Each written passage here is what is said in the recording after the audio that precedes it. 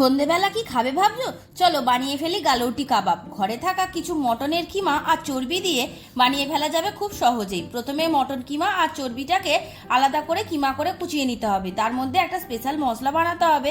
তার মধ্যে দিতে হবে কাবাব চিনি, জায়ফল, জয়িত্রী, কেশর, ছোট এলাচ, বড় এলাচ আর হচ্ছে কিছুটা পোস্ত। এটাকে ড্রাই রোস্ট করে নিতে হবে। তারপর একটা মিক্সিং জারের মধ্যে মটন, পেঁপে কুচোনো, পেঁয়াজের বেরেস্তা আর ধনেপাতা দিয়ে খুব ভালোভাবে পেস্ট করে নিতে হবে। পেস্ট করা মটনের মধ্যে দিয়ে দিতে হবে আদা রসুনের পেস্ট, কাঁচা লঙ্কার পেস্ট আর দিয়ে দেবো ছাতু। দিয়ে খুব ভালোভাবে প্রথমে মেখে নিতে হবে। তার মধ্যে দিয়ে দেবো একটা ছোট্ট করে ডিম। তারপর এর মধ্যে দিয়ে দিতে হবে ভেজে রাখা মশলা আর কাশ্মীরি লঙ্কার গুঁড়ো। দিয়ে খুব ভালোভাবে আবারও মেখে নেবো। মেখে নিয়ে এবার কাবাবের মতো করে আর শেপ দিয়ে নিতে হবে। তারপর অল্প তেলে সেমি ফ্রাই করে নিলেই রেডি হয়ে যাবে লখনৌ স্পেশাল গালৌটি কাবাব।